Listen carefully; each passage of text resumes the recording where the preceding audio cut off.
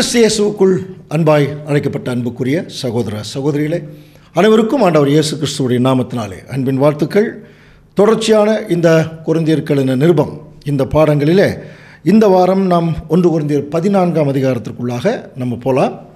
அதற்கு முன்பாக கடந்த வாரத்தில் நம்ம பார்த்த ஒரு மிகப்பெரிய ஒரு சத்தியம் இல்லையா, அது ஒரு உலகளாவிய சத்தியம். அதை நம்ம கவனித்தோம். விசேஷமாக அப்போஸ்தலனாகிய பவுல் 1 கொரிந்தியர் 13ஆம் அதிகாரத்தில் சொன்ன சாரம்சம் என்னன்னு நம்ம கொஞ்சம் புரிஞ்சுக்கலாம். அந்த சாரம்சம் என்ன? விசேஷமாக தேவனுடைய திருச்சபையின் பிள்ளைகள் மத்தியில் இருக்க வேண்டிய ஒரு உச்சபட்ச ஒரு குணலட்சணம் அன்பு. இன்றைக்கி அன்புக்கு நிறைய விளக்கம் சொல்கிறாங்க, அது நம்ம பார்த்துருக்கோம். அன்பு இது மற்றவங்களுக்கு உதவி செய்கிறது தான் அன்பு அப்படிங்கிற மாதிரி நம்ம நிறைய பேர் நினைக்கலாம் இல்லையா. ஆனால் 1 கொரிந்தியர் 13ஆம் அதிகாரம் பொறுத்த வரைக்கும், தேவன் வெளிப்படுத்தின சத்தியங்களை பொறுத்த வரைக்கும் அன்பு என்பது என்ன அப்படின்னா, தேவனுடைய குணலட்சணங்களை உள்ளடக்கிய ஒரு விஷயந்தான் அன்பு. அது நல்லா புரிஞ்சுக்கலாம். ஏன்னா தேவன் அன்பாகவே இருக்கிறார். அப்போ தேவனுடைய குணலட்சணங்களை உள்ளடக்கியதான் அந்த அன்பு. இந்த விஷயத்தில் அப்போஸ்தலனாகிய பவுல் சபைக்கு ரொம்ப ஸ்ட்ராங்காக ஒரு கவுன்சிலிங் கொடுக்கணும்னு நினைக்கிறார். ஏன்னா சபை மக்கள் எல்லாருமே புறஜாதிகள், மேக்சிமம் புறஜாதிகளிலிருந்து வந்திருக்காங்க, இஸ்ரேல் ஜனங்களிலிருந்து வந்திருக்காங்க. இவர்கள் எந்த நிலைமையிலிருந்து வந்தாலும் இவர்கள் சாத்தானுடைய கட்டுக்குள் இருந்து, அவனுடைய கேரக்டர் இருந்து இப்போ சபையினுடைய ஐக்கியத்திற்குள்ளே வரும்போது இங்கே மிகப்பெரிய போராட்டம், ஒரு மிகப்பெரிய போராட்டம். எந்த விதத்திலும் சாத்தான் தேவனுடைய பிள்ளைகளை அவருடைய வழியில் போக விடமாட்டான். அது அன்றும் சரி இன்றும் சரி. அப்போது மிக ஞானமாக சாத்தான் எப்படி தொடர்ந்து தேவனுடைய திட்டத்துக்குள்ளே நுழையிறானோ, அந்த மாதிரி சுவிசேஷத்தினுடைய ஆரம்பத்தில் ஆண்டவர் இயேசு கிறிஸ்து தன்னுடைய சீஷர்களை தெரிந்தெடுக்கும் போதே சீஷர்களுக்குள்ளே அவன் பூந்துடுறான். யோசனை பண்ணி பார்க்கலாம். கிறிஸ்து இருக்கும்போதே. அப்போது பின்னாடி சபை மக்கள், கிறிஸ்து இப்போ பரலோகத்துக்கு போயிட்டார். இப்போ சபை மக்களுக்கு ஆறுதலுக்கும் தேறுதலுக்கும் அவர்கள் நிற்பதற்கும் தேவன் பரிசுத்தாவியை கிறிஸ்துவின் மூலம் அனுப்புகிறார். இந்த பரிசுத்தாவியை பெற்றுக்கொண்ட அப்போஸ்தலனாகிய பவுல் ரொம்ப க்ளீனாக ஒரு விஷயம் கண்டுபிடிச்சார். என்னென்னா, எந்தெந்த வகைகளில் சாத்தான் திருச்சபையை ஏமாற்ற முடியும், அந்த தந்திரங்கள் நமக்கு தெரியாததல்லவேன்னு பவுல் சொன்னார் இல்லையா. அந்த மாதிரி எந்தெந்த வகைகளில் சாத்தான் அவருடைய திருச்சபையின் பிள்ளைகளை ஏமாற்ற முடியும் அப்படின்னு சொல்லி அவன் ஒரு பிளான் போட்டிருக்கான். அந்த பிளானை அப்போஸ்தலனாகிய பவுல் பரிசுத்தாவினால் அவர் கண்டுபிடிக்கிறார். கண்டுபிடிச்சதான் அதில் ஒரு ஏமாற்று வேலை ஒன்று இருக்கு இல்லையா. அந்த ஏமாற்று வேலை என்னங்கிறது தான் இப்போ 1 கொரிந்தியர் 14ஆம் அதிகாரமாக நம்ம பார்க்க போகிறோம். கவனிங்க. அப்போது இது வேத வசனங்களில் விசேஷமாக பவுலுடைய நிருபங்களில் ரொம்ப பரிச்சயமானவங்க 1 கொரிந்தியர் 14ஆம் அதிகாரம் அது என்ன இருக்குது அப்படின்னு கேட்டால் ரொம்ப ஈஸியாக சொல்லிடுவாங்க. அந்நிய பாஷை, அதை பற்றி ஒரு டீட்டெயிலான ஒரு கட்டுரை மாதிரி அப்போஸ்தலனாகிய பவுல் சொல்கிறத கவனிக்கலாம். இப்போ இந்த அந்நிய பாஷையை குறித்து இப்போ நம்ம பேசணுமா? கட்டாயமாக பேசி ஆகணும். காரணம் என்ன? இன்றைக்கி பெயர் சபையில் மிகப்பெரிய போதகர்கள் அந்நிய பாஷை பேசுகிறாங்க, புரியுதுங்களா? ஸோ அதை பேச கேட்டுட்டு ஜனங்களும் இவர்கள் பரிசுத்தாவினால் நிறைஞ்சு பேசுகிறாங்க அப்படிங்கிற மாதிரியெல்லாம் ஒரு விஷயம் வந்துருச்சு. அப்போ இன்றைக்கு அந்நிய பாஷை வரம் கொடுக்கப்படலைன்னா தேவனுடைய ஒரு சத்தியமே இல்லைங்கிற மாதிரி ஆயிடுச்சு. இப்போ இன்றைக்கி பேசி கொண்டிருக்கிறது அந்நிய பாஷையா இல்லையா என்று சொல்லி கேட்கும்போது கவனிக்கலாம். இப்போ அப்போஸ்தலனாகிய பவுல் இதைய நமக்கு ஒரு கிளியர் பண்ணணும்னு நினைக்கிறார். அது இப்போ 2000க்கு பின்னாடி கிளியர் பண்ணணும்னு நினைக்கிறார், முதலே எழுதி. அப்படின்னா இது அன்னைக்கே இருந்திருக்கா என்று சொல்லி கவனிக்கும் போது இப்போ பவுல் ஆரம்பிக்கிறார் பார். 1 கொரிந்தியர் 14ஆம் அதிகாரத்தில் 1ஆம் வசனம் வாசிக்கலாம். அன்பை நாடுங்கள், ஞான வரங்களையும் விரும்புங்கள், விசேஷமாய் தீர்க்க தரிசன வரத்தை விரும்புங்கள். இதுக்கு முன்னாடி என்ன பார்த்தோம்? 1 கொரிந்தியர் 13ஆம் அதிகாரத்தினுடைய காரியங்களை பார்த்தோம் இல்லையா. இப்போ அன்பை நாடுங்கள், ஞான வரங்களை விரும்புங்கள். அது ஏற்கனவே இந்த வரங்களை குறித்து 12ஆம் அதிகாரத்தில் பார்த்துட்டோம். அதில் விசேஷமாக நீங்கள் அப்படின்னா இங்கே யார் இருந்தால் திருச்சபை மக்கள், விசுவாசிகள், அவங்கள பார்த்து சொல்கிறார், நீங்கள் தீர்க்க தரிசன வரத்தை விரும்புங்கள். அடுத்த வசனம் பாருங்கள். ஏனெனில் அந்நிய பாஷையில் பேசுகிறவன் ஆவியினாலே ரகசியங்களை பேசினாலும் அவன் பேசுகிறதை ஒருவனும் அறியாதிருக்கிறபடியினாலே அவன் மனுஷனிடத்தில் பேசாமல் தேவனிடத்தில் பேசுகிறான் அப்படின்னு ஆரம்பிக்கிறான். அன்புக்குரிய சகோதர திடீர்னு ஏன் இந்த அந்நிய பாஷையை குறித்து இப்போ பேசணும்? அப்போ பாருங்கள், ஞான வரங்களை விரும்புங்க, விசேஷமாக தீர்க்க தரிசன வரங்களை விரும்புங்க. ஒருவேளை அந்நிய பாஷையில் பேசுகிறவன் அவன் ஆவியினால எல்லாம் பேசினா கூட அவன் தேவனிடத்தில் பேசுகிறான், அவன் மனுஷனிடத்தில் பேசலை. அப்போ சபையில் யார் இருப்பாங்க? மனுஷர் தான் இருப்பாங்க இல்லைங்களா? அப்போது இது என்னன்னு புரிந்து கொள்ள வேணும். தேவனிடத்தில் பேசுகிறான். இதை நிறைய போதகர்கள் இந்த அந்நிய பாஷையில் பேசுகிறத பொறுத்த வரைக்கும் இப்போ அதனுடைய டீட்டெயில் பின்னாடி பார்க்க போகிறேன். இவர்கள் பேசுகிறது அந்நிய பாஷையே அல்ல, அது வேறு விஷயம். கவனிங்க. அப்படின்னா அது என்னங்கிறது பின்னாடி பார்க்கலாம். கவனிக்கிறீங்களா? அப்போ இன்னைக்கு எப்படி ஒரு அந்நிய பாஷையில் பேசுகிறேன்னு சொல்லி ஜனங்களை ஏமாற்றி கொண்டிருக்கிறார்களோ அதே மாதிரி சபையினுடைய ஆரம்ப காலத்திலும் ஒரு சில பொய்யான போதகர்கள் என்ன பண்ணிட்டு இருக்காங்கன்னா, இதே மாதிரி ஒரு வளவளன்னு ஒரு பாஷையை பேசி அந்த சபை மக்களை ஏமாற்றி கொண்டு இருக்காங்க. அதை கிளியர் பண்ணுறாரு இப்போ அப்போஸ்தலனாகிய பவுல். கவனிங்க. அப்படி ஏமாற்றி கொண்டு, அதனால தான் சொன்னார், நீங்கள் ஞான வரங்களை விரும்புங்கள், விசேஷமாக தீர்க்க தரிசன வரங்களை விரும்புங்கள். ஆனால் அந்நிய பாஷையில் பேசுகிறவன் கடவுளிடத்தில் பேசுகிறான், மனுஷனிடத்துலலாம் பேசலை அப்படின்னு சொல்லி ஒரு வார்த்தை சொல்ல. இதனுடைய முடிவு கவனிங்க, இந்த 2ஆம் வசனத்துக்குரிய விளக்கம் இந்த சப்ஜெக்டினுடைய முடிவில் நமக்கு சொல்லப்படும். அப்போ தான் தெரியும் பவுல் ஆக்சுவலாக என்ன பேசியிருக்கார் அப்படிங்கிறது. ஸோ இப்போ பாருங்கள், இன்றைக்கி பேசி கொண்டிருக்கிறது அந்நிய பாஷை அல்ல, அது யாருக்குமே விளங்காத ஒரு பாஷை. இப்போ கவனிங்க அன்புக்குரிய சகோதர சகோதரி, எப்படி அன்னைக்கும் சில போதகர்கள் எப்படி ஏமாற்றிட்டு இருந்திருக்கிறாங்க அப்படின்னா, பாருங்கள், நிறைய வரங்கள் கொடுக்கப்பட்டது. ஒன்று குணமாக்கும் வரம், அற்புதங்களை செய்யும் வரம், கவனிங்க. அப்புறம் தீர்க்க தரிசனங்களை சொல்கிறக்கூடிய வரம், அறிவை உணர்த்தக்கூடிய வரம். இந்த வரங்கள் எல்லாமே கவனிச்சு பார்த்தீங்கன்னா அந்நிய பாஷை வரம் கொஞ்சம் வித்தியாசமாக இருக்குது. ஏன்னா மற்ற வரங்கள் எல்லாமே தேவன் கொடுத்தால் மட்டும்தான் அற்புதங்களை செய்ய முடியும். தேவன் கொடுத்தால் மட்டும்தான் அந்த டைமில் அந்த தீர்க்க தரிசனங்களை வியாக்கியானமெல்லாம் பண்ண முடியும். ஆனால் அந்நிய பாஷைங்கிறது நம்ம என்ன வேணாலும் பேசலாமே, யாருக்கும் அதுக்கு பதில் சொல்ல வேண்டிய அவசியம் இல்லை. அப்போ இவங்க என்ன பண்ணிட்டாங்கன்னா, பொய்யான போதகர்கள், ஏற்கனவே பவுல் சொன்னார் இல்லையா, மந்தையை தப்ப விடாத ஓநாய்கள் உள்ளே வந்துடுவாங்க. அந்த மாதிரி சில ஓநாய்கள் உள்ளே என்ன பண்ணியிருக்கிறாங்க அந்த காலத்தில், இந்த வரங்களை தவறான முறையில் பயன்படுத்துறதுக்கு அந்த வாங்குறதுக்கு முயற்சி பண்ணும்போது தேவன் அப்படி கொடுக்க மாட்டார். அது யாருக்கு கொடுக்கணுமோ அவங்களுக்கு தான் கொடுப்பார். ஆனால் இந்த தவறான போதகர்கள் என்ன பண்ணிட்டாங்கன்னா, தேவன் கொடுக்காத வரத்தை தாங்கள் பெற்றுக்கொண்டதாக என்ன பண்ணுறதுன்னா அந்த ஜனங்கிட்ட ஏமாத்துறதுக்கு அடையாளமாக இந்த மாதிரி ஏதோ ஒரு அந்நிய பாஷையில் பேசுகிற மாதிரி பேசுறது. அப்புறம் யாராவது கேட்டாங்கன்னா, நாங்கள் மனுஷரிடத்தில் பேசலைங்க, தேவனிடத்தில் பேசுகிறோம். இன்னைக்கு நிறைய பேர் அப்படி தாங்க சொல்கிறாங்க, நாங்கள் கடவுளிடத்தில் பேசுகிறோம். கடவுளிடத்தில் பேசுகிறேன், நீங்கள் ஏன் சபையில் பேசுகிறீங்க? ஒரு கேள்வி. இன்னொரு கேள்வி கேட்குறாங்க. என்ன கேள்வின்னா, நமக்கு கடவுளுக்கு தமிழ் தெரியாதா? தமிழ் தெரியும்னா நீங்கள் தமிழ்லேயே பேசிக்க வேண்டியதானே? பாருங்கள், எத்தனை கேள்விகள் இருக்குது. அப்போ இவங்க என்ன பண்ணுறாங்கன்னா, ஒரே அந்த அவிசுவாசிகள், பக்குவம் இல்லாத சகோதரர்கள், எதை சொன்னாலும் நம்பக்கூடியவங்க, வேதத்தை ஒழுங்காக படிக்காதவர்கள், புரியுதுன்னா, சத்தியமே என்னன்னு தெரியாதவங்கள அவங்கக்கிட்ட போய் இப்படி சொன்னால் பயந்துருவாங்க. ஓ, இவங்க கடவுளத்தில் பேசுகிறாங்க போல் இருக்கு. அந்த மாதிரி அநேக போதகர்கள் அன்றும் சரி இன்னைக்கும் சரி இந்த மாதிரி தவறான காரியங்களை பேசிட்டு ஜனங்களை என்ன பண்ணிட்டு இருக்கிறாங்கன்னா ஏமாற்றி கொண்டு இருக்கிறார்கள் என்பதுதான் இந்த அதிகாரத்தினுடைய ஒரு கருத்தாக இருக்கிறத நம்ம தொடர்ந்து வாசிக்கும் போது கவனிக்கலாம். அப்படின்னா இப்போ முதல்ல என்ன கேள்வி கேட்கணும்னா, அந்நிய பாஷை இருக்கா இல்லையா? அந்நிய பாஷைன்னா என்ன? முதல் அந்நியன் பேசக்கூடிய பாஷை, அவ்வளோதான். இன்னொருத்தர் பேசக்கூடிய பாஷை, அதுதான் அந்நிய பாஷை. இந்த வரம் ஏற்கனவே இந்த வரம் இருக்குதுன்னு பவுல் எழுதிட்டார். அப்போ இந்த வரம் கொடுக்கப்பட்டிருக்கா? கட்டாயமாக கொடுக்கப்பட்டிருக்கு. யாருக்கு எப்போ கொடுக்கப்பட்டது? முதல் இந்த அந்நிய பாஷையின் வரம் எப்போ கொடுக்கப்பட்டது நமக்கே நல்லா தெரியும். அன்புக்குரிய சகோதர சகோதரி, கவனிக்கிறீங்களா? அப்போஸ்தலர் 2ஆம் அதிகாரத்தில் ஆண்டவர் இயேசு கிறிஸ்து சொன்னார், முதலே சொல்லிட்டு போயிட்டார், நீங்கள் போய் நான் உன்னதத்திலிருந்து வரும் பெலனாகிய பரிசுத்தாவியை நான் உங்களுக்கு அனுப்புகிற வரைக்கும் ஜெருசலேமில் வெயிட் பண்ணுங்கள் சீசர்கள் இடத்துல சொன்னார். அவர்களும் போய் சீசர்கள் வெயிட் பண்ணாங்க. பெந்தேகோஸ்தே நாள் வந்தது. அப்போது இவர்கள் எல்லாரும் ஒரு இடத்துல கூடி இருக்கும்போது அக்னிமயமான ஒரு பாருங்கள், அக்னி முழக்கம் போல வானத்திலிருந்து, அதாவது ஒரு ஜனங்கள் பார்க்குற மாதிரியே ஒரு அதிர்ச்சி அங்கே ஏற்பட்டிருக்கு. ஒரு அக்னி மாதிரி அந்த பாருங்கள், அந்த வீடு முழுவதும் அங்கே நிரப்பிட்டு நம்ம ஏற்கனவே படிச்சிருக்கிறோம். அடுத்தது பார்த்தீங்கன்னா, அப்போது அக்னிமயமான நாவுகள், பிரிந்திருக்கும் நாவுகள். அப்படின்னா நிறைய இந்த நாவுகள்னால் நாக்குன்னு நினச்சிக்க வேண்டாம். ஒரு அக்னி இறங்குனா அந்த ஜனங்கள் எப்படி வந்து ஒரு அக்கினி போல பிரகாசிப்பார்களோ அந்த மாதிரி அந்த ஜனங்கள் மேலே வந்து இறங்குச்சான், பரிசுத்த ஆவி இறங்குது.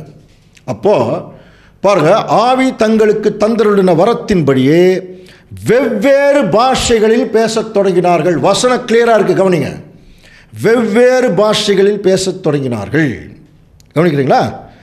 ஸோ அப்போ அவங்க என்ன பேசுகிறாங்க அப்போது கவனிக்கலாம். அந்த பெந்தெகோஸ்தே நாளில் நடுவில் ஒரு குரூப் நிற்கிறாங்க. அவர்கள் யாருன்னா கலிலேயர். கலிலேயர் வேறு யாரும் இல்லை, சீஷர்கள் நிற்கிறாங்க.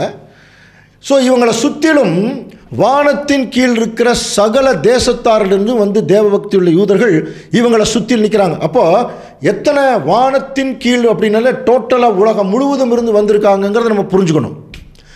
அவர்கள் வந்து சுற்றியில் நிற்கிறாங்க. அவர்கள் ஒரு 17-18 விதமான பாஷைகளை பேசக்கூடியவங்க. அவங்க மத்தியில் இந்த கலிலேயர் சீஷர்கள் மேலே அந்த பரிசுத்த ஆவி ஊற்றப்படும் போது அவங்க பேசுகிறாங்களே, என்னமோ பேசுனாங்க. என்ன பேசுகிறாங்கன்னு பார்க்கலாம். பாருங்க, அப்போஸ்தலர் 2ஆம் அதிகாரம் 7ஆம் வசனம். எல்லாரும் பிரமித்து ஆச்சரியப்பட்டு ஒருவரை ஒருவர் பார்த்து, இதோ பேசுகிற இவர்கள் எல்லாரும் கலிலேயர் அல்லவா? பேசுகிற இவர்கள் எல்லாரும் கலிலேயர் அல்லவா அப்படின்னா பர்டிகுலராக கலிலேயருக்கு தான் அதை பேசுகிறாங்க. அப்படின்னா அந்த சீஷர்கள் மேக்சிமம் எல்லாமே கலிலேயாவிலிருந்து வந்தவங்க. நமக்கு வேற ஒரு சப்ஜெக்ட் நம்ம படிச்சிருக்கணும். சீஷர்கள் எல்லாமே கலிலேயாவிலிருந்து வந்தவங்க தான். அப்போஸ்தலனாகிய பவுல் முதற்கொண்டு யூதாஸ்காரியோத் மட்டும்தான் யூதேயாவிலிருந்து வந்தவர், மற்ற எல்லாருமே கலிலேயாவிலிருந்து வந்தவங்க. ஸோ இவர்கள் மத்தியில் அங்கே பரிசுத்த ஆவி ஊற்றப்படும் போது அவங்க பேசுகிற இவர்கள் எல்லாரும் கலிலேயர் அல்லவா? அப்படி இருக்க நம்மில் அவரவருடைய ஜென்ம பாஷையில் இவர்கள் பேச கேட்கிறோம். நம்ம பாஷையில் இவங்க எப்படி பேசுவாங்க? சரி, என்ன பேசுனாங்க? கலகலன்னு பேசுனாங்களா? இன்றைக்கி பேசிகிட்டு இருக்கிறாங்க பாருங்க, அந்த மாதிரியா? அப்படின்னா அதில் வந்து பார்த்தீங்கன்னா 18 விதமான பாஷைகளை அவர் வந்து அங்கே ரெக்கார்ட் பண்ணியிருக்கார். ஸோ அவர் அதில் பார்த்தீங்கன்னா 11ஆம் வசனத்தில் பாருங்க, கிரேக்கரும் அரபியருமாகிய நாம் நம்முடைய பாஷையிலே இவர்கள் தேவனுடைய மகத்துவங்களை பேச கேட்கிறோமே. என்ன பேசுனாங்களா? ஷாலபாலா கலபலான்னு பேசல. இவங்க பேசுனது அவங்களுக்கு புரிஞ்சிருக்கு. கவனிங்க, இவர்கள் பேசுனது அவர்களுக்கு புரிஞ்சிருக்கு. அவங்க சொல்கிறாங்க தேவனுடைய மகத்துவங்கள். இப்போ கேட்குறோமே, இன்றைக்கி பேசுகிறது யாருக்காவது புரியுதான்னு பாருங்கள். ஒருத்தருக்கு புரியுறதில்லை. அப்போது இதே மாதிரி ஒரு தவறான விஷயம் சாத்தான் முதல் சபையிலையும் கொண்டு வந்திருக்கா, கடைசி கால சபையிலையும். அப்படின்னா பாருங்கள், ஒரு சில விஷயங்கள் எல்லா காலத்தில் இருக்குது. அந்த காலத்தில் திருடுனாங்க, இந்த காலத்தில் திருடுறாங்க. அந்த காலத்தில் உதவி செஞ்சாங்க, இந்த காலத்தில் உதவி செய்கிறாங்க. அப்போது சில குணலட்சணங்கள் தொடர்ந்து வந்துட்டு தான் இருக்குது. அந்த மாதிரி அந்த காலத்தில் இதே மாதிரி தவறாக பேசியிருக்காங்க, இந்த காலத்துலேயும் அப்படி தான் பேசுகிறாங்க. ஆனால் என்ன பேசியிருக்கிறாங்க பாருங்கள், தேவனுடைய மகத்துவங்கள். இங்கிலீஷில் ஒண்டர்ஃபுல் ஒர்க்ஸ் ஆஃப் காட். இதுக்கு அத்தாட்சி அப்போஸ்தலனாகிய பேதுரு இவர்கள் சார்பாக அவர் பேசின முதல் பிரசங்கம். கவனிக்கிறீங்களா? தயவு செய்து வீட்டில் வாசித்து பார்க்கலாம் அன்புக்குரிய சகோதர சொல்லு. அப்போஸ்தலர் 2ஆம் அதிகாரம் ரொம்ப கிளியராக யோயேல் தீர்க்க தரிசனத்திலிருந்து ஆரம்பித்து ஒரு மிகப்பெரிய தீர்க்க தரிசனத்தை பேசி முடிக்கிறார். அவர் பேசின பேச்சில் 3000 பேர், இன்னைக்கு வரைக்கும் ரெக்கார்ட்லேயே இல்லை இல்லைங்களா, 3000 பேர் ஞானஸ்தானம் பெற்றார்கள். அப்படின்னா எவ்வளோ பவர்ஃபுல் பிரசங்கம் இருந்திருக்கும் இல்லையா? அவங்க பாஷையில் பேசியிருக்கிறான். அன்புக்குரிய சகோதர சொல்லு, இதுதான் அந்நிய பாஷையின் வரம் கொடுக்கப்பட்டதனுடைய அடையாளம். அந்நிய பாஷையின் வரம் 2 முக்கியமான காரணங்களுக்காக கொடுக்கப்பட்டது. ஒன்று, இப்போ தான் புதுசாக போய் இவங்க வந்து ஊழியத்தை செய்ய போகிறாங்க. இவர்கள் தேவன் சார்பிலிருந்து வந்திருக்காங்க, இவங்க தேவனுடைய ஊழியக்காரர் தான் அப்படிங்கிறத புறஜாதி ஜனங்கள் அங்கீகரிக்கணும்னா இவங்ககிட்ட ஒரு எக்ஸ்ட்ராடினரி பவர் இருக்கணும். அந்த பவரில் ஒன்று தான் அந்நிய பாஷையினுடைய வரம். ஒன்று.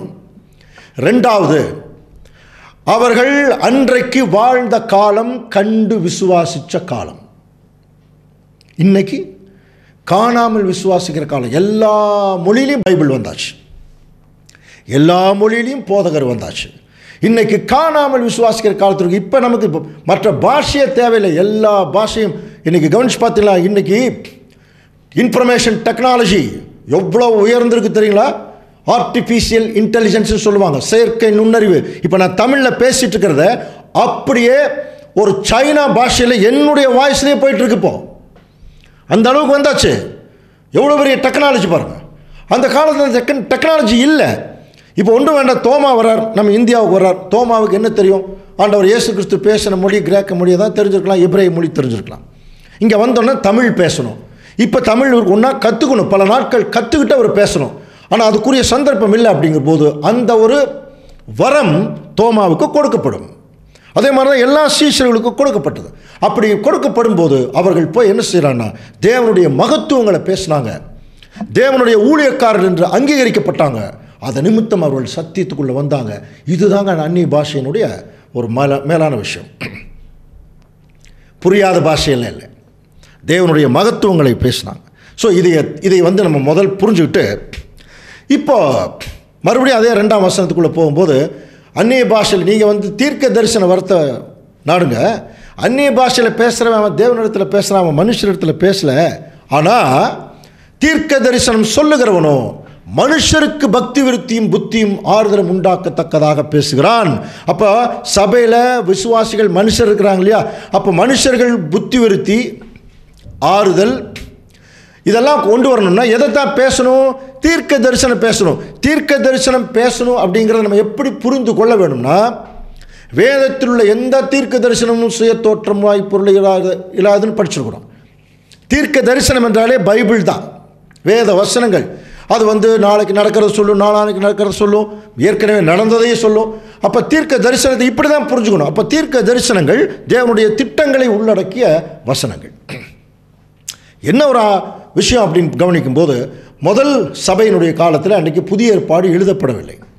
அப்படி எழுதப்படாத போது the inspiration of the Holy Spirit, பரிசுத்தாவியின் உள்ளுணர்வோட அந்த உள்ளுணர்வு வரும்போது ஒரு சில தேவனுடைய பிள்ளைகளுக்கு அந்த வரம் கொடுக்கப்படும் போது அவர்கள் தேவனுடைய திட்டங்களை வசனங்களாக பேசினாங்க. ஏற்கனவே பழைய ஏற்பாட்டு கால வசனங்களை மேற்கோள் காட்டி தான் பேசுகிறாங்க. பவுலெல்லாம் அப்படி தான் பேசியிருக்காங்க. ஸோ அவர்களுக்கு அது அவர் ஆவி அவர்களை சேர்க்கும் பட்சம் இல்லையா. அப்போது ஒரு சபையில் எதுதான் வேணும் அப்படின்னு சொல்கிறாருன்னா, தீர்க்க தரிசனம் சொல்லுகிறவன், வேத வசனங்களை சொல்லுகிறவன். அந்நிய பாஷையிலே பேசுகிறவன் தனக்கே பக்தி விருத்தி உண்டாக பேசுகிறான். தீர்க்க தரிசனம் சொல்லுகிறவனோ சபைக்கு பக்தி விருத்தி உண்டாக பேசுகிறான். இப்போ சபையில் இப்போ எது வேணும்? அந்நிய பாஷை வேணுமா, தீர்க்க தரிசனம் வேணுமா? அவரே சொல்கிறார் பாரு, தீர்க்க தரிசனம் சொல்லுகிறவன் சபைக்கு பக்தி விருத்தி உண்டாக பேசுகிறான். இதை சொல்லிட்டு டீட்டெயிலாக ஒரு வசனம் கொடுக்குறார். நீங்கள் எல்லாரும் அந்நிய பாஷைகளை பேசும்படி விரும்புகிறேன், ஆகிலும் அந்நிய பாஷைகளிலே பேசுகிறவன் சபைக்கு பக்தி விருத்தி உண்டாகும்படி அர்த்தத்தையும் சொல்லாவிட்டால் தீர்க்க தரிசனம் சொல்லுகிறவன் அவனிலும் மேன்மை உள்ளவன். ஆதலால் நீங்கள் தீர்க்க தரிசனம் சொல்லுவதாக வேண்டும் என்று நான் அதிகமாக விரும்புகிறேங்கிறார். அந்நிய பாஷையில் பேசுகிறவன் அதனுடைய அர்த்தத்தை சொல்லலைன்னா அதை விட பெட்டர் தீர்க்க தரிசனம் தாங்கிறான். அப்போது இதை வச்சுட்டு நிறைய பேர் பாருங்கள், அர்த்தம் சொல்லியிருக்குன்னு சொல்லிட்டு இவங்களே ஒரு அந்நிய பாஷை பேசிட்டு இவங்களே அர்த்தம் சொல்கிறது. இப்போ நானே ஒன்று பேசிட்டு நான் அதுக்கு அர்த்தம் சொல்கிறதுக்கு பாருங்கள், I am going to school, அதாவது நான் பள்ளிக்கூடத்துக்கு போகிறேன் அப்படிங்கிறத தமிழில் தெரிஞ்சவங்க இருக்கிறாங்க, அவங்கக்கிட்ட நான் இங்கிலீஷில் சொல்லி அதை மறுபடியும் தமிழில் சொல்லணுமா? அவசியமே இல்லை. ஆனால் தீர்க்க தரிசனம் அப்படி இல்லை, சத்திய வசனம் அவங்களுக்கு தெரியாது, அது அவங்களுக்கு சொல்லித்தாகணும். அதனால தான் அவர் அடுத்த வசனம் பாருங்கள், மேலும் சகோதரரே, நான் உங்களிடத்திலே உங்களுக்கு ரகசியங்களை வெளிப்படுத்துகிறதற்காவது அறிவுண்டாக்குவதற்காவது தீர்க்க தரிசனத்தை அறிவிக்கிறதுக்காவது போதகத்தை போதிக்கிறதற்காவது ஏதுவானதை சொல்லாமல், தேவனுடைய திட்டங்களை குறித்து விளக்கி சொல்கிறதுக்கு ஏதுவானதை சொல்லாமல் அந்நிய பாஷையில் பேசினால் என்னாலே உங்களுக்கு என்ன பிரயோஜனம்? தயவு செய்து இதை கேட்டுக்கொண்டிருக்கிற எல்லா சபை மக்களும், கிறிஸ்துவ சபை மக்களும் கொஞ்சம் கவனிங்க தயவு செய்து. பவுல் ரொம்ப கிளியராக தான் பேசியிருக்கார். நான் உங்ககிட்ட ஒரு பக்தி விருத்தி உண்டாக்குற விஷயத்தை பற்றி சத்திய வசனத்தை சொல்லாமல் உங்ககிட்ட நான் ஏதோ தெரியாத புரியாத பாஷையில் பேசினா உங்களுக்கு என்ன பிரயோஜனம் கேட்குறேன். அதுக்கு ஒரு அருமையான உதாரணம் கொடுக்குறார். வாசிக்கலாம் பாருங்க, 1 கொரிந்தியர் 14ஆம் அதிகாரம் 7ஆம் வசனம். அப்படியே புல்லாங்குழல், சுரமண்டலம் முதலாகிய சத்தமிடுகிற உயிரில்லாத வாத்தியங்கள் தொனிகளில் வித்தியாசம் காட்டாவிட்டால் குழலாலே ஊதப்படுகிறதும் சுரமண்டலத்தாலே வாசிக்கப்படுகிறதும் இன்னதென்று எப்படி தெரியும்? எவ்வளோ கிளியரான ஒரு விளக்கம் கொடுக்குற பாருங்க. புல்லாங்குழல் அப்போவே இருந்திருக்கு பாருங்க, ஃப்ளூட்டு, சுரமண்டலம், ஹார்ப்பு நான் படிச்சிருக்கணும். ஒவ்வொன்றுக்கும் ஒரு சவுண்ட் இருக்குது, அதுக்கெல்லாம் உயிர் கிடையாது, சத்தம் இருக்குது. அந்த சத்தத்தை வச்சு இது புல்லாங்குழலா, இது ஹார்ப்பு சுரமண்டலமா, இது அந்த தவுள் சொல்கிறாங்களே தவுளா, மிருதங்கமா, நமக்கு தெரியுதா இல்லையா, கிட்டாரா, வயலினா, கீபோர்டா, ஒவ்வொன்றுக்கும் ஒரு சவுண்ட் இருக்குது, எல்லாத்துக்குமே தெரியும். ஒரு கீபோர்டு வாசிச்சாங்கன்னா அது கீபோர்டுன்னு சொல்லுவாங்க, ஹார்மோனியம்னு சொல்லுவாங்க. அப்போது உயிரில்லாத வாத்தியங்களுக்கே ஒரு சத்தம் மீனிங் இருக்குது பாருங்க. அதே மாதிரி சுரமண்டலத்தில் வாசிக்கப்படுறதுக்கு ஒவ்வொன்றுக்கும் ஒரு ஒரு ஒரு என்ன இருக்குது, ஒரு பர்ஃபெக்ட்னஸ் இருக்குது, ஒரு ஒழுங்கு இருக்குது. அந்த ஒழுங்கின்படி வாசிக்கும் போது அது ஒரு இனிமையான சத்தமாக நமக்கு வரும். இந்த மாதிரி இன்ஸ்ட்ருமெண்ட்டுக்கே பார்த்தீங்கன்னா ஒரு ஐடென்டிஃபிகேஷன் இருக்குது, அடையாளம் இருக்குது. வாசி சொன்னையே கண்டுபிடிச்சலாம் இது சுரமண்டலம். இதைத்தாங்க சொல்கிறார். அந்தப்படி எக்காலமும் விளங்காத சத்தமிட்டால் எவன் யுத்தத்திற்கு ஆயத்தம் பண்ணுவான்? அப்படின்னா அந்த காலத்தில் யுத்தத்துக்கு ஆயத்தம் பண்ணுறதுக்குன்னே ஒரு எக்காலத்து ஒரு சவுண்ட் இருக்குது. புரியுதுங்களா? எக்காலத்தை ஊதுனா எப்படி வேணாலும் ஊதலாம், ஆனால் யுத்தத்துக்கு ஆயத்தம் பண்ணுறதுக்குன்னே ஒரு சவுண்ட் இருக்குது. அந்த சவுண்டு வந்து கரெக்டாக ஊதுனா தான் அவங்க ஆயத்தம் பண்ணுவாங்க. முடியறதுக்கு சவுண்டு, ஆயத்தம் பண்ணுறக்கூடிய சவுண்டை முடியறதுக்கு ஊதுனோம்னு எப்படி இருக்கும் பாருங்கள். நம்ம எரேமியா 4:5 தேசத்தில் எக்காலம் ஊதுங்கள் என்று சொல்லி யூதாவிலே அறிவித்து எருசலேமிலே கேட்க பண்ணுங்கள், நாம் அரணான பட்டணங்களுக்கு உட்படும்படி சேருங்கள் என்று சொல்லி உரக்க சத்தமாய் கூப்பிடுங்கள். எதுக்காக என்று சொல்லி கவனிக்கும் போது அதிலேயே 4:19 பாருங்கள்.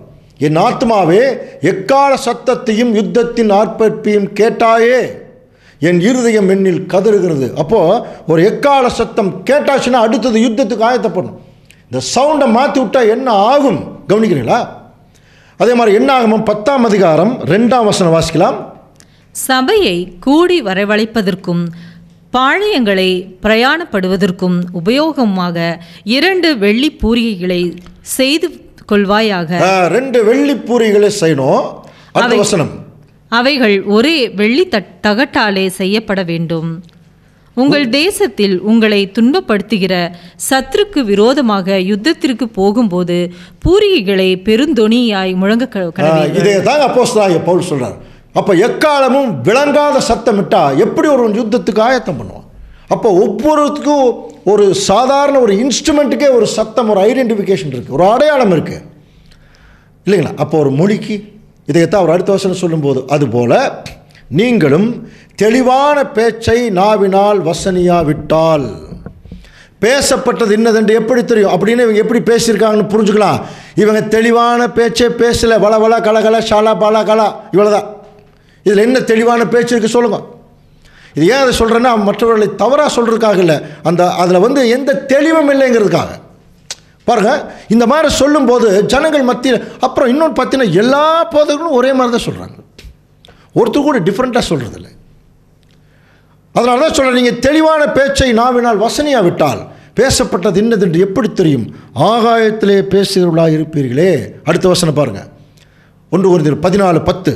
உலகத்திலே எத்தனையோ விதமான பாஷைகள் உண்டாய் இருக்கிறது, அவைகளில் ஒன்றும் அர்த்தம் இல்லாததல்ல. எவ்வளோ கிளியராக சொல்லிட்டா பாரு. உலகத்திலே எத்தனையோ விதமான பாஷைகள் உண்டாயிருக்கிறது, ஒரு பாஷைக்கு கூட அர்த்தம் இல்லாததில்லைன்னு சொல்லிட்டார். இன்றைக்கு உலகத்தில் அன்புக்குரிய சகோதர சகோதரர்களே 6800 லாங்குவேஜ் இருக்கான் பாருங்க. 6800 லாங்குவேஜ். 6800 லாங்குவேஜுக்கும் ஒவ்வொரு வார்த்தைகளுக்கும் அர்த்தம் இருக்குது. ஒன்றும் இப்போ நம்ம சைகையிலேயே இப்படி கூப்பிட்டா வா சொல்கிறோமா இல்லையா? இப்படி சொன்னால் போ, சைகைக்கே அந்த லாங்குவேஜ் இருக்குது பாருங்கள். அப்படி இருக்கிற போது எத்தனை பாஷைகள், எத்தனை லாங்குவேஜ். இதை சொல்லிட்டு தான், ஆயினும் பாஷையின் கருத்தை நான் அறியாமல் இருந்தால் பேசுகிறவனுக்கு நான் என்னவா இருப்பேன்? அந்நியனாக இருப்பேன். இது எப்படி உதாரணம் எடுத்துக்கலாம்? இப்போ நார்த் இந்தியாவுக்கு நம்ம ஒரு ட்ரெயினில் போயிட்டுருக்கோன்னு வைங்களேன். அப்போ எல்லாருமே ஹிந்தி தான் பேசுவாங்க. அப்போ நம்ம இங்கே தமிழில் பேசிகிட்டு இருக்கோம். திடீர்னு ஒரு பக்கத்து கேபினில் யாரோ ஒருத்தர் தமிழில் பேசினா ஆட்டோமேட்டிக்காக உடனே அவர்கள் மேலே நமக்கு என்ன வந்துடும்? ஒரு பற்று பாசம் வந்துடும், ஒரு எதிர்பார்ப்பு. நேராக போய் உடனே என்ன கேட்பேன், நீங்கள் தமிழா கேட்போம். அப்புறம் அவங்ககிட்ட பேச ஆரம்பிப்போம். காரணம் என்ன? நம்முடைய பாஷையை அவங்க பேசுகிறாங்க. அப்போ அந்த பாஷை என்ன பண்ணுதான் இணைக்குது.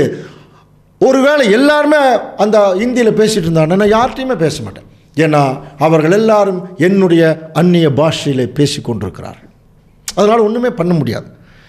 அப்போது கவனிக்க, அப்போ நீங்கள் என்ன செய்யணும்? ஒரு தெளிவான பேச்சை நீங்கள் பேசணும்னு சொல்லிட்டு தான் 1 Corinthians 14:14 வாசிக்கலாம்.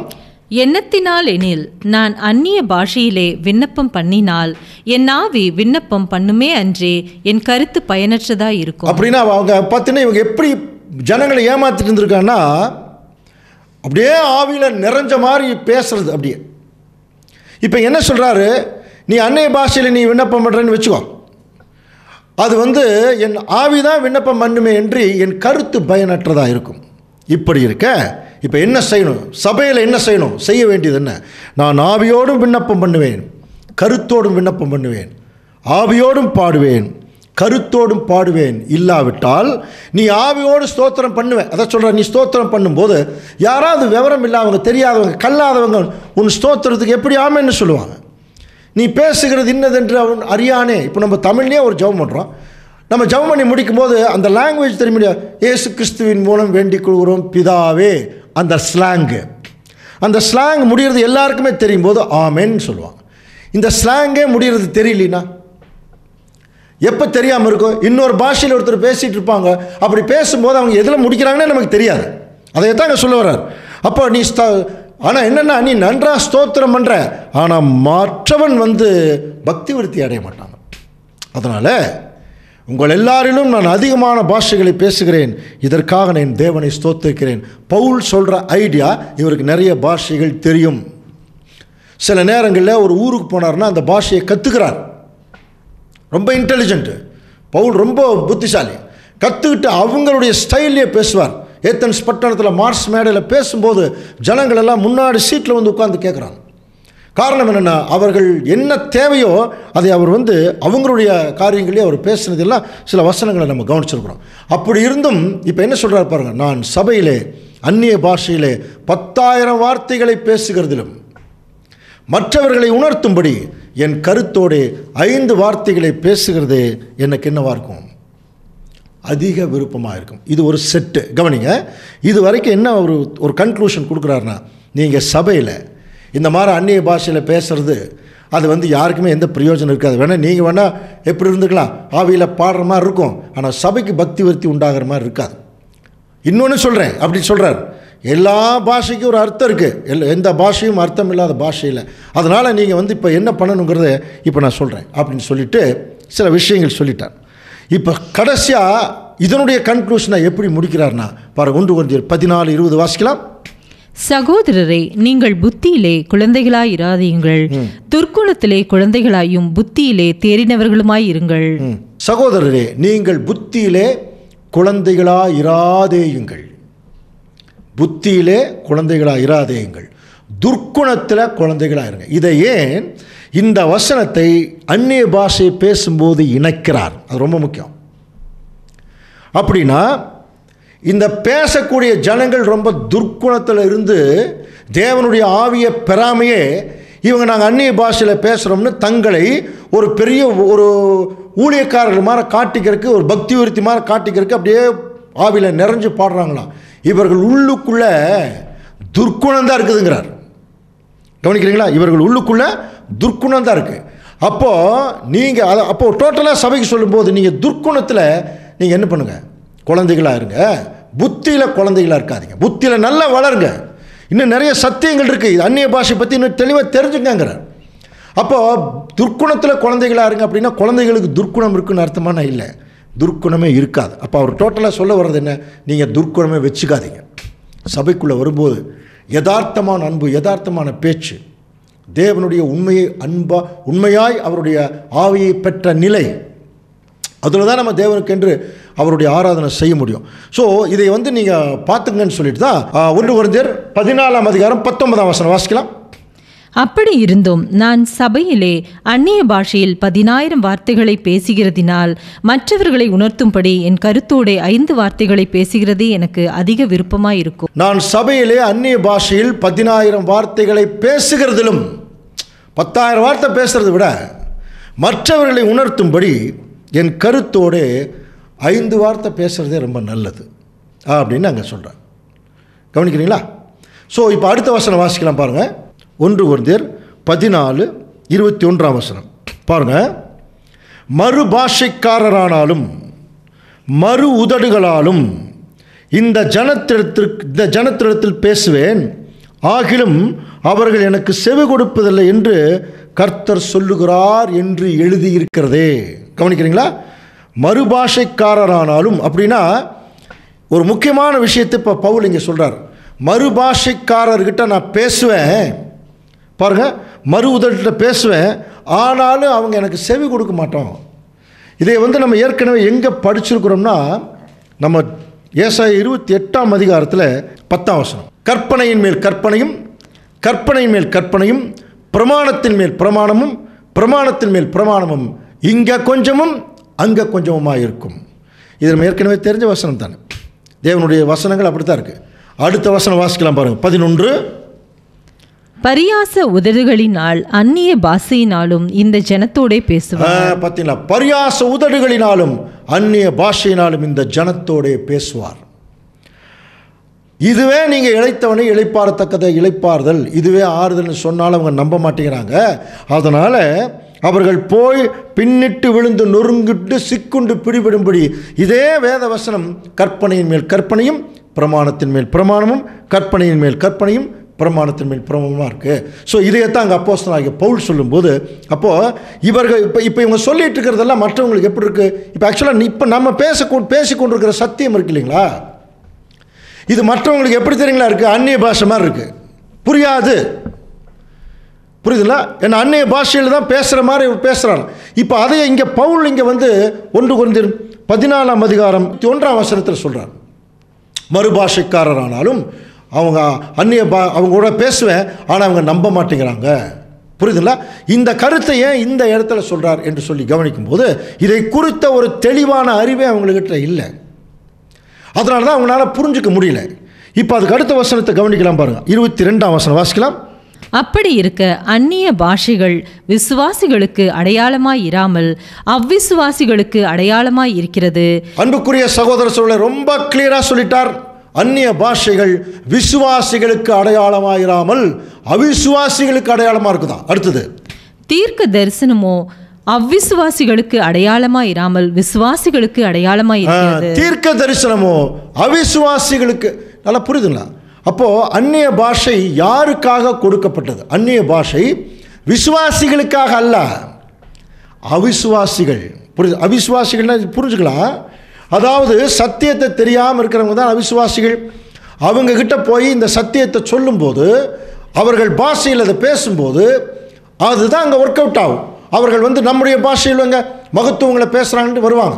அப்போ அவிசுவாசிகள்கிட்ட தான் அந்நிய பாஷை பேசணும், அவங்களுடைய பாஷையில் வேத வசனங்களே. இப்போ சபையில் இருக்கிறதெல்லாம் யாருங்க? விசுவாசிகள். இங்கே அந்நிய பாஷை தேவையே இல்லை, அவசியம் இல்லை. அதைத்தான் சொல்கிறார், அந்நிய பாஷைகள் விசுவாசிகளுக்கு அடையாளமாக இராமல் அவிசுவாசிகளுக்கு அடையாளமாக இருக்கிறது. ஆனால் தீர்க்க தரிசனம் இருக்கு பாருங்க. தீர்க்க தரிசனம் வேறு ஒன்றும் இல்லை, வேத வசனங்கள், தேவனுடைய திட்டங்கள். இது யாருக்கு அடையாளமாக இருக்குன்னா விசுவாசிகள். சபையில் யார் இருப்பாங்க? விசுவாசிகள் இருப்பாங்க. அப்போ விசுவாசிகளுக்கு ஏற்கனவே விசுவாசித்து வந்தவங்க, அவங்களுக்கு வேத வசனங்களுடைய திட்டங்களை போதிக்கணும். அதுதான் சபையில் நடக்க வேண்டிய வேலை. அந்நிய பாஷை எங்கே? அது எங்கேயோ அந்நியனாக இருக்கக்கூடிய ஜனங்கள் இடத்துல போய் அவங்களுடைய பாஷையில் தேவனுடைய வசனங்கள் சொல்லணும். ஏன்னா அவங்க அவிசுவாசிகள், சபையில் இருக்கிற விசுவாசிகள். அப்போது சபையில் இருக்கக்கூடிய விசுவாசிகளுக்கு அந்நிய பாஷையே தேவையும் இல்லை, அந்நிய பாஷை வரம் கொடுக்கப்படுறதில்லை. ஆனால் இன்றைக்கி இருக்கக்கூடிய போதகர்கள் எல்லாரும் அன்னையிலிருந்து இன்னைக்கு வரைக்கும் சபையில் என்ன பண்ணுறதுங்க? இவங்க தான் சொல்கிறாங்க சபையில் இருக்கிறவங்க யார்? விசுவாசிகள்னு. இதையெல்லாம் படிக்கிறதே இல்லைங்க. நிறைய போதகர்கள் பைபிளே படிக்கிறதில்லை. அவங்களுக்கு சாதகமான வசனங்களை மட்டும் எடுத்துக்கிட்டு அதை என்ன பண்ணுறது? பிரசங்கம் பண்ணுறது. யாராவது அதுக்கு ஆப்போசிட்னா அவங்கள ரொம்ப கண்டம் பண்ணுவாங்க. அது என்னமோ பண்ணிட்டு போகிறாங்க, அதை பற்றி கவலை இல்லை. வேத வசனம் எது உள்ளதை உள்ளபடி ஆண்டவரே சொல்லியிருக்காரு இல்லையா? உள்ளதை உள்ளதென்றும் இல்லதை இல்லதென்றும் சொல்லுங்கள். கிளியராக சொல்லிட்டார். அப்போ இதுதான் வசனம். இப்போ நம்ம வசனத்தை பேஸ் பண்ணி தான் சொல்கிறது. இப்போ யாரையும் நம்ம குறை சொல்கிறதுக்காக இல்லை, இந்த வசனம் இப்படி சொல்லுது. அதனால் மற்றவர்களை குறை சொல்கிறத விட நாம் இதை சரியாக கண்டுபிடிச்சி நம்ம தேவன் காட்டின வழியில் நம்ம சரியாக போகிறதுக்கான அடையாளம் தான் இந்த வசனங்கள் எல்லாம். ஸோ இதுக்கு அடுத்தது கவனித்து பார்க்கும்போது 1 கொரிந்தியர் 14:23 பாருங்கள். ஆகையால் சபையார் எல்லாரும் ஏகமாய் கூடி எல்லாரும் அந்நிய பாஷைகளில் பேசிக்கொள்ளும் போது கல்லாதவர்களாவது அவிசுவாசிகளாவது உள்ளே பிரவேசித்தால் அவர்கள் உங்களை பைத்தியம் பிடித்தார்கள் என்று சொல்ல மாட்டாங்களா? என்ன கிளியராக இருக்குது பாருங்கள் வசனம். இதை படிக்கிறாங்களா இல்லையன்றே தெரில. நிறைய பேர் அப்படித்தாங்க, எங்கே போனாலும் சத்தம் போடுறது. இன்றைக்கி கிறிஸ்தவர்களுக்கு வீடே கொடுக்க மாட்டேங்கிறாங்க. ஏன் தெரியுங்களா? நீங்கள் போனாலே சத்தம் போடுவீங்களா, எல்லாம் டிஸ்டர்ப் பண்ணுவீங்களான்னு கேட்குறாங்க. தேவனுடைய பிள்ளைகள் மிக சாந்தத்தோடு அவர்கள் வந்து தேவனுடைய ஊழியத்தை செய்யணும். அதுக்கு வேறு ஒரு உதாரணம் சொல்லிடுறாங்க. பாட்டு பாடி டான்ஸ் ஆடி எல்லாம் நம்ம தேவனை ஆராதிக்கணும். உண்மையான தேவனுடைய ஆராதனைங்கிறது புத்தியுள்ள ஆராதனைன்னு என்ன என்பதை குறித்து ரோமர் 12ஆம் அதிகாரம் 1ஆம் வசனம் சொல்லுது. கவனிக்கிறீங்களா? நீங்கள் உங்கள் சரீரங்களை தேவனுக்கு பிரியமான பலி செலுத்துறதா தேவனுக்கு பிரியமான புத்தியுள்ள ஆராதனை கிளியராக சொல்லியிருக்கு. இதையும் படிக்க மாட்டாங்க. புரியுதுங்களா? அப்போ பாருங்கள், யாராவது இப்படி நீங்கள் கத்திட்டு இருக்கும்போது ஏதோ ஒரு வளவளன்னு பேசிட்டு இருக்கும்போது உங்களை என்ன சொல்லுவாங்க? பைத்தியாருன்னு சொல்ல மாட்டாங்களா?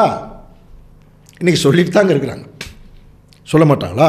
அதே சமயத்தில் எல்லாரும் தீர்க்க தரிசனம் சொல்லுகையில் அவிசுவாசி ஒருவன் அல்லது கல்லாதவன் ஒருவன் உள்ளே பிரவேசித்தால் அவன் எல்லாராலும் உணர்த்தி வைக்கப்பட்டும் எல்லாராலும் நிதானிக்கப்பட்டும் இருப்பான்.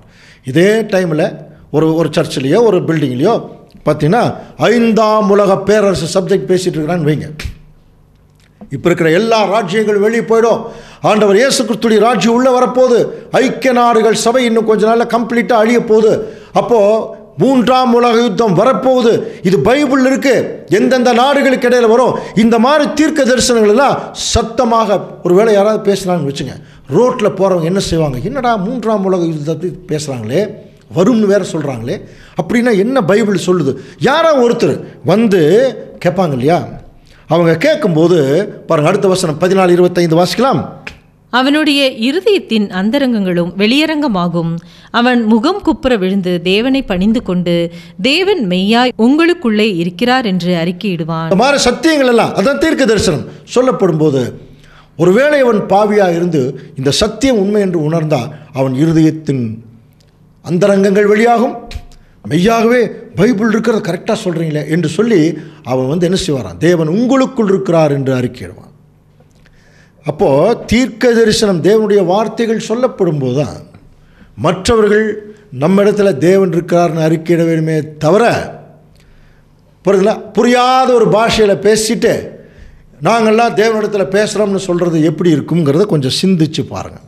அடுத்தது 1 Corinthians 14:26 நீங்கள் கூடி வந்திருக்கும் போது ஒரு அருமையான விஷயத்தை சொல்கிறார். உங்களில் ஒருவன் சங்கீதம் பாடுகிறான், ஒருவன் போதகம் பண்ணுகிறான், ஒருவன் அந்நிய பாஷை பேசுகிறான், ஒருவன் ரகசியத்தை வெளிப்படுத்துகிறான், ஒருவன் வியாக்கியானம் பண்ணுகிறான். சகோதரரே, என்ன இது பாருங்கள், ரொம்ப கேஷுவலாக சொல்கிறேன். எல்லாம் என்னப்பா அப்படிங்கிற மாதிரி சொல்கிறார். இதெல்லாம் என்னது? சகலமும் பக்தி விருத்திக்கு ஏதுவாக தான் நடக்கணும். சபையில் எந்த காரியத்தை செய்தாலும் அங்கே ஒரு பக்தி விருத்தி இருக்கணும். அதனால் யாராவது அந்நிய பாஷையில் பேசுகிறது உண்டானால் அது 2 பேர் மட்டில் அல்லது மிஞ்சினால் 3 பேர் மட்டில் அடங்கவும் அவர்கள் ஒவ்வொருவராய் பேசவும் ஒருவன் அர்த்தம் சொல்லவும். அப்போ ஏற்கனவே நம்ம என்ன பார்த்தோம்? அவங்களே பேசி அவங்களே அர்த்தம் சொல்லக்கூடாது. ஒருத்தர் பேசினா இன்னொருத்தர் அர்த்தம் சொல்லணுங்கிறார். சரி, அன்புக்குரிய சகோதர சகோதரி, அப்படின்னா இந்த வசனத்தில் இப்போ நமக்கு ஒரு பெரிய ஒரு இதை கொஞ்சம் கூர்ந்து கவனிச்சோம்னா ஒரு சின்ன ஒரு கேள்வி வரும். என்ன கேள்வி? அப்படின்னா இப்போ நம்ம சபையிலெல்லாம் அந்நிய பாஷை பேசலாமா? அப்படி தான் இருக்கு. அந்நிய பாஷையில் அப்படியே நீங்கள் பேசணும் முடிவு பண்ணிட்டா ஒருத்தர் பேசுங்க, இன்னொருத்தர் வந்து அதை வந்து அர்த்தம் சொல்லுங்கன்னு சொல்லியிருக்கேன். அப்போ நம்முடைய சபைகளிலே அந்நிய பாஷை வரம் இன்னும் இருக்கா இல்லையா? பேச சொல்லியிருக்கேன். இது ஒரு பெரிய குழப்பம் தானே. நீங்கள் பேசுகிறதுனா ஒருத்தர் பேசுங்க, ஒருத்தர் அதுக்கு அர்த்தம் சொல்லுங்கன்னு சொல்லும்போது அப்போ உண்மையாலுமே நம்முடைய இப்போ நம்முடைய சபைகளில் இந்த அந்நிய பாஷையின் வரம் இருக்கா இல்லையா என்பதை குறித்து அடுத்த வாரம் தொடர்ந்து சிந்திக்கலாம். தேவன் தாமே இந்த வசனங்களை நமக்கு ஆசீர்வாதமாக்கி தருவாராக. ஆமென்.